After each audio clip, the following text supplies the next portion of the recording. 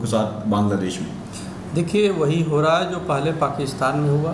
पाकिस्तान में आप देखिए कि जब बंटवारा हुआ तो एक बहुत भारी संख्या में वहाँ हिंदू थे, लेकिन जिस प्रकार से वहाँ पे हिंदुओं का दोहन हुआ, हिंदुओं की हत्या हुई, मंदिरों को तोड़ा गया, बहू बेटियों को वहाँ पे सरेआम उठा लिया गया, उनके साथ दोयम दर्जे का, और हिंदुओं को वहाँ पे जीवन पाकिस्तान में नरक कर दिया गया। उसी प्रकार से बांग्लादेश में हो रहा है। यह भारत सरकार को भी ये समझने वाला विषय है। इसे हमें सख्ती से वहाँ पे संदेश देना होगा। मामले की गंभीरता इस बात से भी समझी जा सकती है कि खुद प्रधानमंत्री नरेंद्र मोदी लाल किले की प्राचीर से बांग्लादेश में हिंदुओं के हालात पर चिंता जाहिर कर चुके हैं। बांग्लादेश में जो कुछ भी हुआ है उसको लेकर पड़ोसी देश के नाते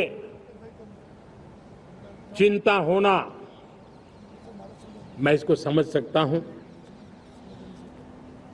मैं आशा करता हूं कि वहां पर हालात जल्द ही सामान्य होंगे। खास करके 140 करोड़ देशवासियों की चिंता कि वहां हिंदू, वहां के अल्पसंख्यक, उस समुदाय की सुरक्षा सुनिश्चित हो।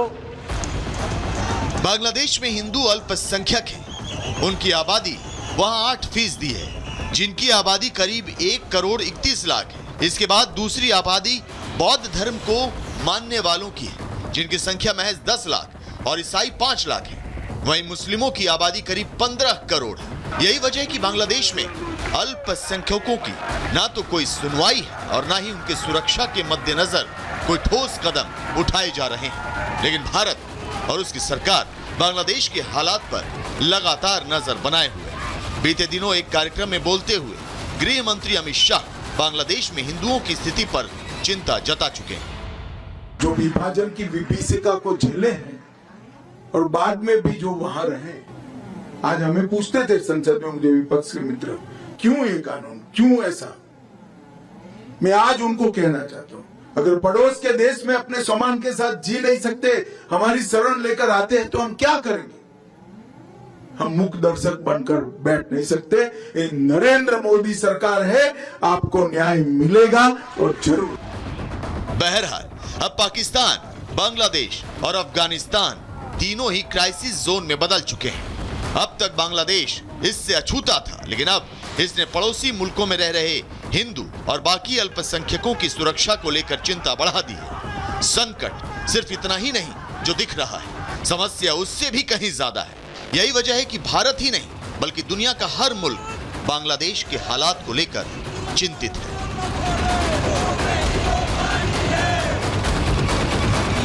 Bureau report, Republic Bharat.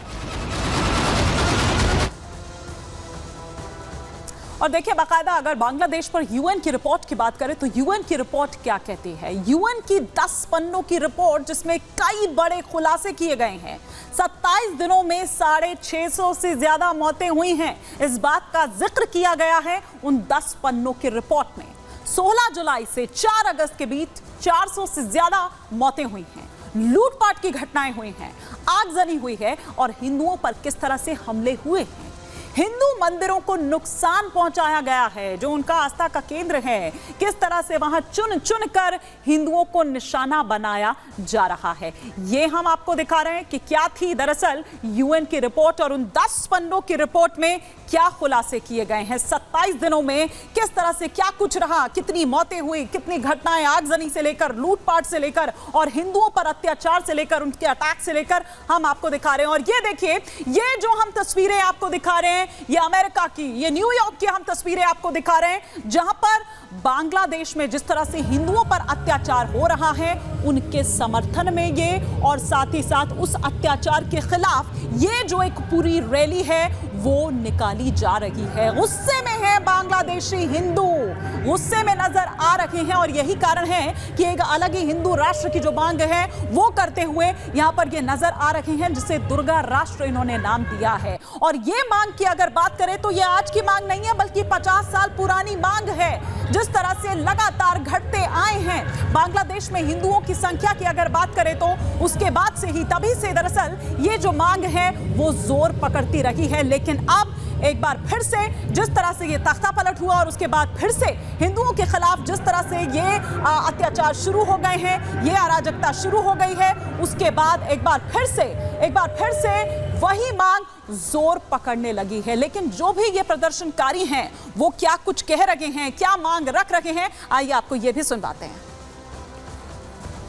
मैं अपने बांग्लादेश के हिंदुओं के सपोर्ट के लिए आया हूँ क्योंकि बांग्लादेश में जो अभी हिंदू कम्युनिटी के साथ हो रहा है बहुत अफसोसनाक है, दर्दनाक है, जिसको देख के दुख होता है। और मैं कंडेम करता हूँ इस चीज़ पे कि बांग्लादेश में जितने भी हमारे हिंदू कम्युनिटी से उनके साथ जो ज़्यादती हो रही है उसको स्टॉप किया जाए।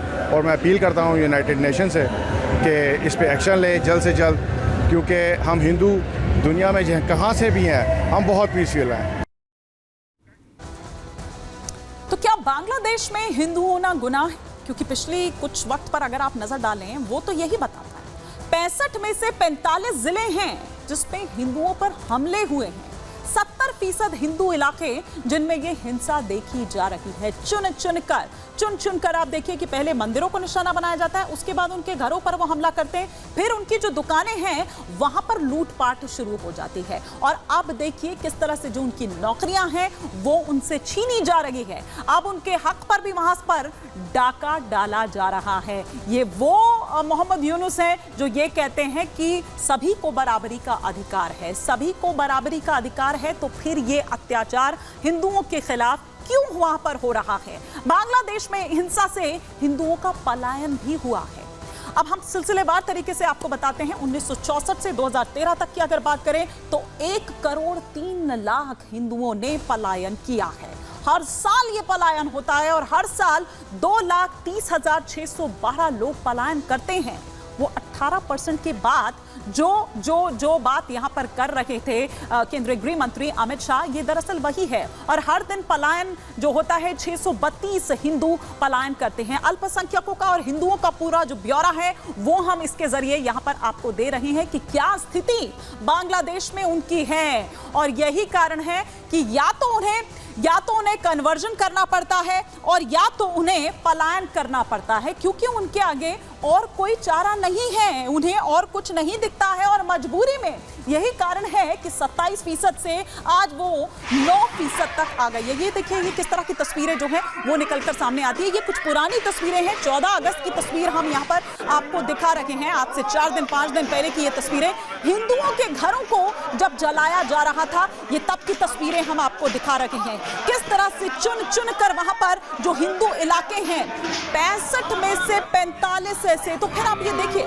किस तरह की तस्वीर सामने वहां से निकल कर आती है। और ये 5 अगस्त की तस्वीर हम आपको दिखा रहे हैं कि वहां पर किस तरह से अत्याचार हिंदुओं पर हो रहा है। एक शख्स को आप यहां पर देख पा रहे हैं, खून से लथपथ छोटे छोटे बच्चे वहां पर भीख मांग रहे हैं अपनी जान की, अपने परिजनों की जान की। लेकिन ये जिहादी ऐसे हैं, इन पर खून ऐसा सवार है कि ये उनकी जान लेने पर उतारू हैं। पत्थर मार रहे हैं उनको, जो उनके हाथ में आ रहा है, लाठी डंडा हथियार, वो हर उस चीज से उन पर अत्याचार कर रहे हैं, उन पर अटैक कर रहे हैं। देखिए क्या स्थिति वहां पर, क्या स्थिति यहां पर नजर आती है। तो कुछ ये स्थिति यहां पर नजर आती है।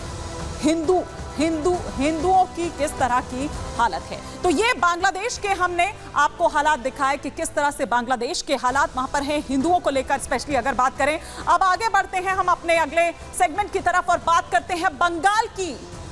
ममता किस तरह की निर्ममता दिखा रही है बंगाल में, इस पर करेंगे।